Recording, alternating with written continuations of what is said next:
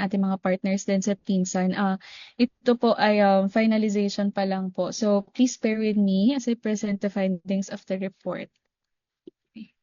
So ang rasyonale po ng ginawang monitoring ng CHR ay um, base dito sa ating mga international human rights standards na nabanggit na din kanina ni Attorney Claire, at ayun nga na the right the right to the highest attainable standard of physical and mental health, including sexual and reproductive health, is provided in these international human rights standards. And with this now, the states must provide post-abortion care in all circumstances, including countries where abortion is illegal. That in all circumstances, women should have access to quality health care for management of complications arising from abortion, and that the states must ensure women are not denied post-abortion care, irrespective of the legality of the abortion undertaken, and that the states should provide safe abortion and high-quality abortion care, regardless of whether abortion is legal.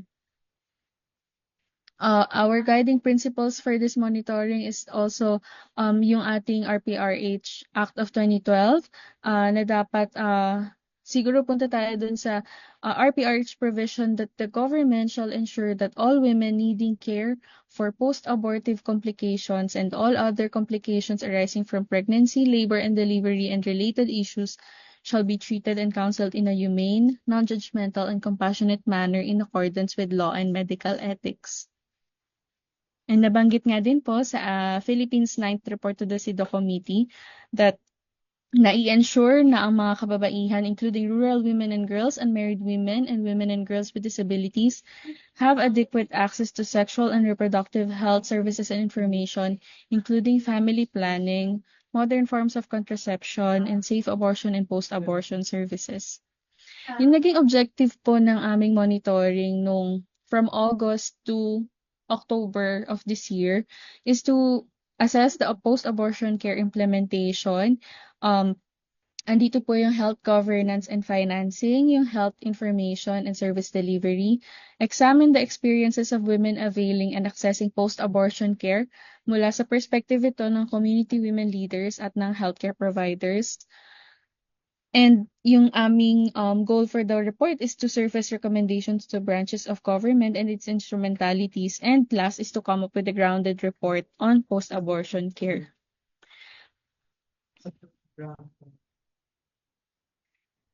Yung profile po ng participants namin. Okay po, nagkaroon po kami ng 22 focus group discussions and 6 key informant interviews, engaging a diverse group of 89 participants in total. So ito po ay ginawa dito sa NCR, sa Region 6, sa Iloilo at sa Davao Region 11. Sa aming key informant interviews, nagkaroon kami ng KII with 28 healthcare service providers from public primary healthcare facilities to tertiary hospitals. And then yung FGDs namin, focus group discussions, ay ginawa with 61 community stakeholders. Kasama na dito yung women leaders, barangay health workers, NGO representatives from the academe. Scope and limitations of the report. This is descriptive and draws on the findings from KIIs and FGDs conducted across the 3 regions mentioned. The discussions are limited to knowledge, experiences, and observations of healthcare service providers, community women leaders, barangay health workers, NGOs, and other stakeholders represented in the data. Sige po. Ito na po, ipapresent ko po yung findings. Ito po ay these are the findings of the report. Yung report po ay hindi pa siya official report ng CHR, kaya hindi pa po namin siya mapapublish or masasite sa ngayon. Pero ito na po naman yung findings namin from the series of monitoring activities. So nakagrupo po ito sa 5: health governance and financing, health information, women's experiences on availing and accessing post-abortion care, gaps and challenges, at surfaced recommendations. So for the findings, meron din po kasi kaming tool, no? Hindi ko na po maipapakita dito. Bale, ito, yung tool po namin ay nahati din po sa ganitong aspeto at may different set of questions po kami for the community women and for the duty bearers. So, ang aming findings for the health governance and financing, when it comes to the clarity of the post-abortion care framework in their existing SRHR plans, pinakita po dito na all participants now answered that the post-abortion care part is not discussed as part of the health programs and management of post-abortion care complications usually fall under the general maternal health guidelines. So wala pong specific um, na section for post-abortion care. At ang SRHR discussions naman po, usually nagfo-focus siya sa issues ng teenage pregnancy at maternal health care. So, pagdating naman po sa civil society representation and women's representation and participation in the decision-making bodies and processes, pinakita dito na women's representation in local decision-making process across the regions elicited varies significantly across different areas. Yung iba na bahagi na hindi sila nakasama, yung iba naman nakasama po sa mga local consultations. Some areas have formalized structures and successful instances of women's involvement, while many still face challenges and exclusion dependent on the attitudes of their local leaders and political affiliation. And then for the availability of plan for implementation of post-abortion care framework at all levels, including inclusion of diverse stakeholders' perspective, specifically women and youth, wala din pong specific or definite na plan na naka-specify sa post-abortion care. At may limited information lang on the involvement of diverse stakeholders, particularly women and youth in planning process. Mas karamihan po dito ay women lang yung nai-involve. Okay. On addressing primary reasons for abortion, ito data na din po ito, no, including unmet and unplanned pregnancy and sexual violence. Again, there is no comprehensive plan specifically addressing the root causes of unsafe abortion, such as unmet and unplanned pregnancies and sexual violence in the current health system. No linking of abortion cases as well to issues like adolescent pregnancy. Also, there is no clear guidelines or policy with regard to the use of emergency contraception. Divided rin yung perspective ng mga service providers na nakausap namin pagdating sa paggamit ng emergency contraceptive pills. Pagdating naman po sa demand side at supply side ng post-abortion care facilities, trained personnel, and medicines or drugs and supply commodities, usually po napakita na sa secondary and tertiary hospitals, maayos naman po yung supply at facilities. Nandun din po yung trained personnel at andun din po yung availability ng drugs and commodities. Usually po sa GIDA areas po, trained personnel. Meron din na-share yung nakausap namin from Fabella Hospital na mention nila na meron daw silang dedicated na ward for patients na nag-seek ng post-abortion care. This is to reduce stigma, even separate daw po ito from their maternity ward. And na-highlight din ng Fabella na ang kanilang mga doktor, especially the resident doctors, are equipped or trained to handle post-abortion cases. On addressing trauma and long-term health issues in post-abortion care. So, okay. Pagdating po dito, ito yung tinatanong namin kung ano yung ginagawa nila kapag may mga patients sila na kailangan po nitong services na ito, especially na alam po natin na nagkakos ng trauma yung abortion, maging induced or spontaneous po. So, ang nabanggit po dito ay may mga social services na available sa ospital, particularly for cases of unwanted or induced abortions. Usually po yung mga hospital sa NCR, may mga links po sila with the NCMH or National Center for Mental Health at nire-refer po ito. At for cases with suicidal tendencies, yan, sa NCMH po. And ilang beses din po nabanggit na partner ang WCPU or Women and Child Protection Unit to provide basic counseling. At the barangay level, some participants shared that there are psychologists or social workers available and merong assigned nurses or coordinators for mental health. So mental health checkups are conducted with psychiatrists visiting every 2 or 3 months. In one area, a psychometrician visits on a scheduled basis, spending a whole day seeing patients with various mental health issues, including post-abortion depression. Overall, the responses consistently point to a lack of comprehensive nationwide plan for addressing post-abortion trauma and mental health issues, including long-term support. The availability and quality of services vary significantly between hospitals and communities and the regions.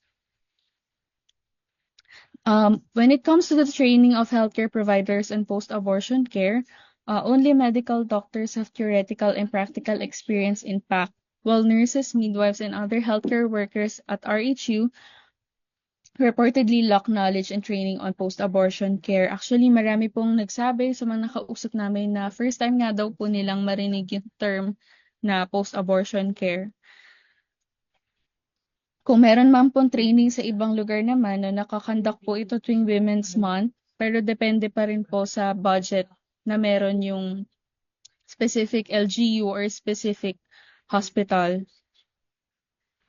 Overall, there is a significant lack of training for healthcare providers on post-abortion care. Almost all participants, whether healthcare providers or community-based participants, agreed that there is no clear plan for providing training to healthcare providers on PAC. So for budget allocation, budget for healthcare typically come from the general fund of the LGU. So depende po kay LGU kung magbibigay sila or magbubuhos sila ng funds for SRHR. Usually din po naka-umbrella sa SRHR. Kung tanungin sila tungkol sa PAC, maternal health program or SRHR yung babanggitin nila. For the gender and development budget, the budgeting process involves selecting priority programs and activities which are recommended to the mayor, reviewed by the GAD planning team, and approved by the local council. In some areas, no specific budget at all levels.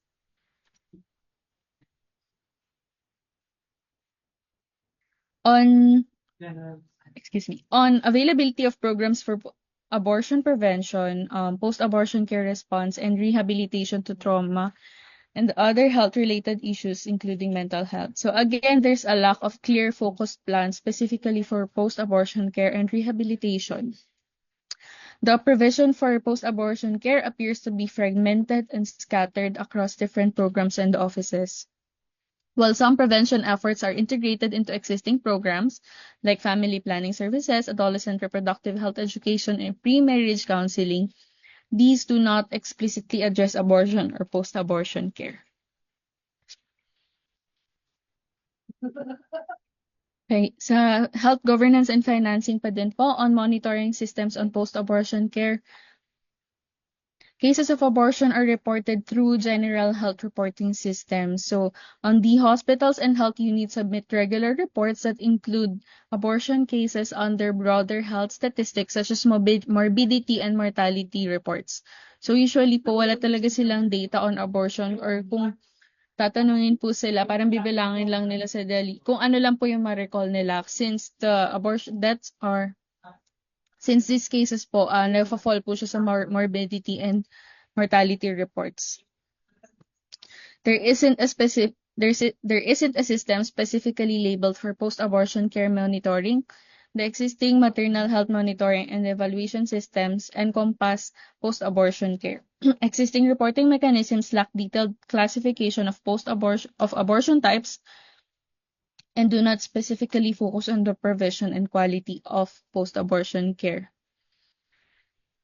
Another main challenge mentioned is that reaching out to women who do not approach health facilities for care after an abortion. So, yung iba po hindi po talaga sila pumupunta sa mga health facilities. More on mortality due to abortion complications. So, healthcare service providers shared that abortion-related deaths are not easily identifiable in their records. Doctors typically don't specify abortion as cause of death. Instead, they use more specific medical terms like hypovolemic shock, bleeding or preeclampsia. So this is partly due to ICD coding guidelines daw po. In Fabella Hospital, as recorded in our monitoring, there were 244 cases of abortion last year, but sabi po dito, none had complications. Another participant mentioned 4 maternal deaths last 2023. All were related to pregnancy and delivery daw. Hindi naman daw po sa abortion. And then in Quezon City, there was a single case of a 17-year-old woman who died from an induced abortion. When it comes to their SOPs on post-abortion complications, including with law enforcement, they do have SOPs for managing abortion complications, but there is no consistent approach to it.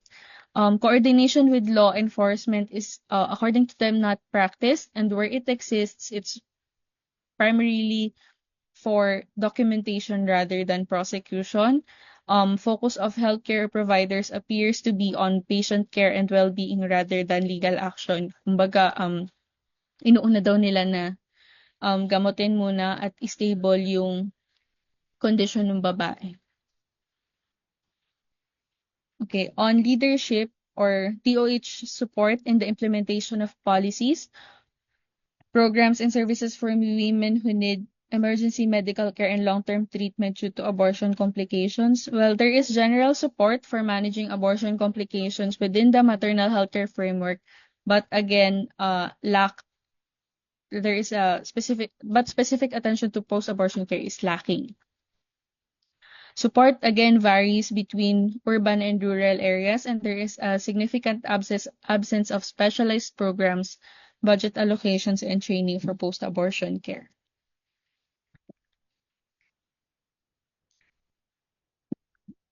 Now for the health information. Okay. On availability of communications and advocacy plan to address the reasons for abortion, and on availability of communications and advocacy plan in relation to the prevention and management of post-abortion complications. So here na-mention po na there is a lack again of dedicated communications and advocacy plan for post-abortion care across different departments and programs. So none explicitly mentioned a specific program addressing unmet and unintended pregnancies or sexual violence as causes of abortion and the prevention and management of post-abortion complications. There limited availability as well of information on and education materials on this topic in health centers. There are no specific social media posts in their platforms or other media channels dedicated to helping women with abortion-related complications. Excuse. Materials that are available usually focus on basic family planning methods. For emergency hotline, ang meron po ay general emergency hotlines. So, nabanggit naman po nila na meron silang cascaded na emergency hotlines, although not specific to post-abortion care. And meron ding consensus that stigma and legal concerns prevent women from seeking help, specifically for abortion-related complications through official challenge. At hindi po talaga tatawag kung hindi pa talaga parang life and death situation. On availability and affordability of package of SRHR services to address primary reasons of abortion, for abortion. Okay, dito naman po sa service delivery network. So healthcare service providers, they generally indicate strong government support for these services. Mapa-hospital, mapa-PhilHealth, mapa-local government, may mga SRHR services naman po na available. But usually for family planning po ito and support for sexual violence victims.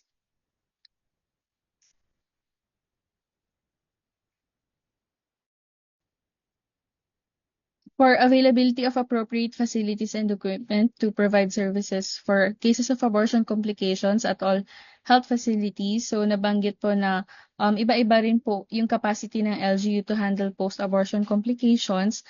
Not all LGUs have licensed birthing centers or fully equipped facilities. These depend on the LGU's prioritization and budget allocation. Most of the facilities na nakausap po, they offer general maternity services, and very few offer specialized packages for post-abortion care. Yung mga facility lang po na accredited ni PhilHealth, usually sila po yung nakakapag-provide ng services, sila lang po yung may okay na equipment to offer services for abortion complications. Higher level hospitals are generally well equipped to handle abortion complications, but there's some disparity in the capabilities of different types of health facilities, with lying-in clinics and some rural health units, especially in rural areas or GIDA areas, least prepared to manage such cases. Hi, sorry, Miss MJ. Due to time constraints, baka kaya na pong i-wrap up yung Sige po. presentation. Sorry. Thank you. Okay po. Pagdating naman dito sa provision of humane, non-judgmental, and compassionate post-abortion care, lahat naman po ng nakausap namin na service providers, they agreed na dapat po humane, non-judgmental, and compassionate po yung dapat na gawin nila um, pag magre-respond sa isang babae na kailangan ng post-abortion care. So, isa rin po sa mga napag-usapan na bakit po ba nagsisik ng abortion yung isang babae, no?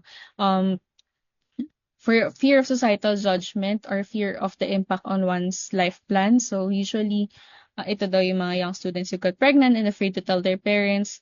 Prostituted women fear judgment due to layers of stigma as a poor prostituted woman, sexually active woman. So, ayan po. Okay.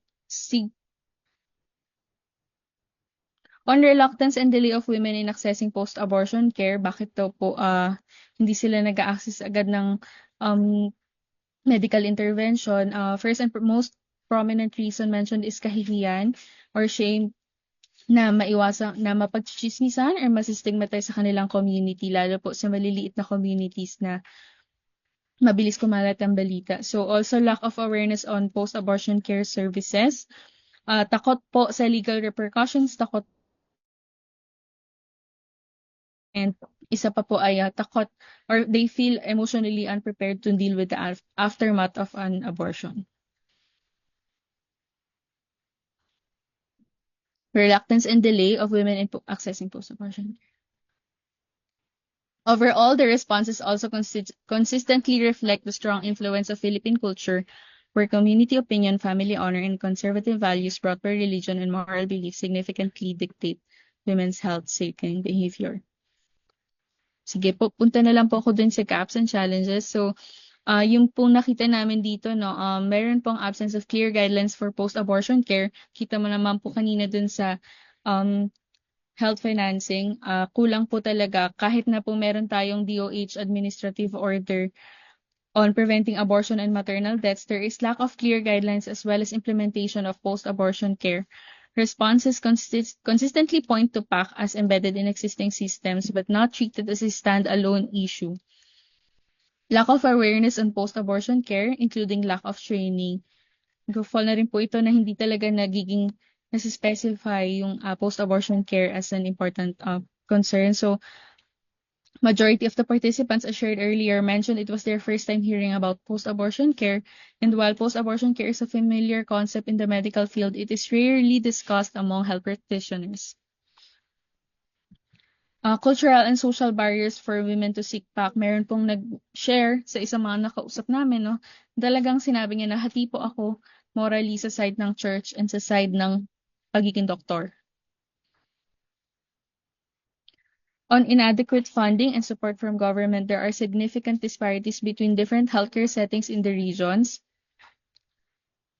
While other hospitals are prepared, like the Fabella Hospital, many face considerable challenges in providing comprehensive care. Challenges are particularly acute, especially in GIDA areas. On teenage pregnancy, adolescent or teenage pregnancies are prevalent in the areas of the participants, and it is often that young pregnant women hide their condition. On engaging men in family planning discussions, one of the main gaps mentioned is the difficulty in involving men in family planning conversations. Okay, on the criminalization or legalization of abortion, 18% of the healthcare service providers were open to legalization in specific cases or partial support, such as to save the mother's life or if there are no chances of survival for the fetus. And in cases of rape or incest, there was no recorded response or information from the transcripts to the 47% of the healthcare service providers. Yung mga undecided, basically they struggle with balancing their religious beliefs and medical responsibilities and seem to recognize that this topic is a moral issue. Just like those who strongly oppose decriminalization or legalization, these undecided healthcare service providers argued for comprehensive sex education, access to contraception, and promoting responsible sexual behavior, including behavioral risk management among teenagers to reduce cases of abortions. On decriminalization or legalization, 30% of the community-based participants expressed support for either decriminalization or legalization. 6% explicitly expressed full support for the legalization of abortion. 24% open to decriminalization or legalization under specific circumstances such as rape or incest. No record or available info po din sa 54%. Surfaced recommendations. Konti na lang po, to develop comprehensive national guidelines on post-abortion care. So, first is to improve policy in post-abortion care, establish clear, standardized protocols for post-abortion care across all healthcare facilities. National guidelines must ensure consistent, high-quality care regardless of location and must consider the context of GIDA and standardized protocol for managing different types of abortion complications. Next, clarify the legal basis for post-abortion care to alleviate discomfort by healthcare workers in the delivery of post-abortion care. This includes midwives. On root causes of abortion, develop comprehensive strategies such as a proactive approach to address the underlying causes of unsafe abortion, such as the unmet needs, unplanned pregnancies, and sexual violence. Create dedicated post-abortion care spaces. Encourage hospitals to establish separate post-abortion care wards or areas, learning from existing hospital models and post-abortion care to reduce stigma and provide a more tailored care service. Improve data collection and monitoring systems. Implement better systems for collecting and analyzing data on post-abortion care cases to inform policy and improve service delivery. Strengthen pregnancy tracking through barangay health workers. Gather data on the current abortion status. Engage constituents' opinions before making policy decisions.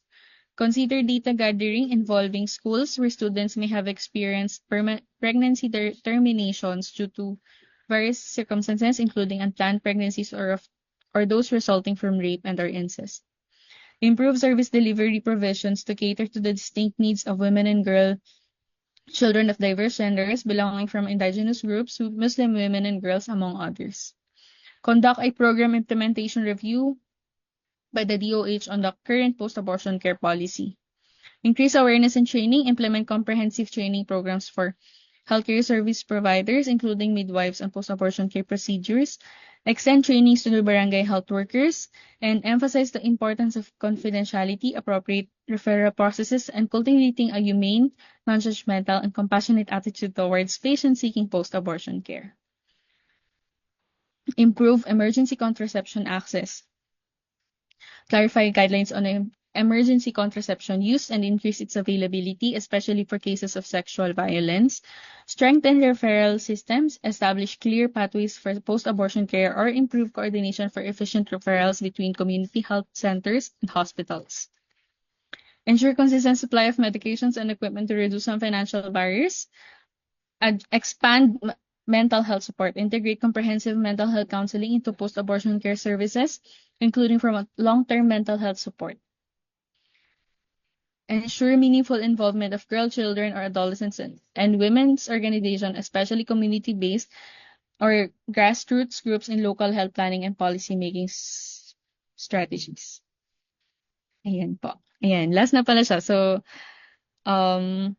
thank you so much po for your time.